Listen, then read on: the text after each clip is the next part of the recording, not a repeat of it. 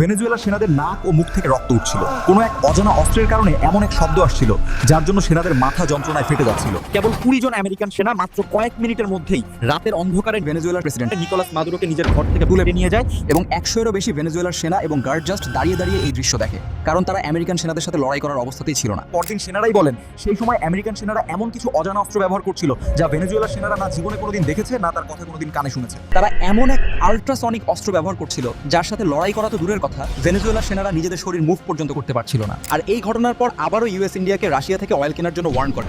Prime Minister Modi of India just continue to pay massive tariffs. একদিকে আমেরিকার মতো highly technically advanced একটা দেশ, তাদের কাছে জানি না এই ধরনের আরো কত লুকানো অজানা পাওয়ারফুল অস্ত্র আছে যার দ্বারা লড়াই না করেই গোটা একটা সেনা দল তাদের সামনে মাথা নত করতে বাধ্য হবে। আর তার সামনে দাঁড়িয়ে আছে এমন এক দেশ যারা এখনো ধর্ম, জাত, হিন্দু মুসলিম নিয়ে নিজেদের মধ্যেই লড়তে ব্যস্ত, যেখানকার অধিকাংশ নেতারা নিজেদের পলিটিক্যাল প্রচার আর ক্ষমতার চেয়ারের জন্য অপর পার্টির ভুল ধরতে ব্যস্ত। এখনো সময় আছে, যদি আমরা বদলে যাই তো ভালো, না হলে ঠিক এরকম একটা রাত আমাদের সবার জীবনেও আসবে যার পর আর কোনোদিন সকাল হবে না।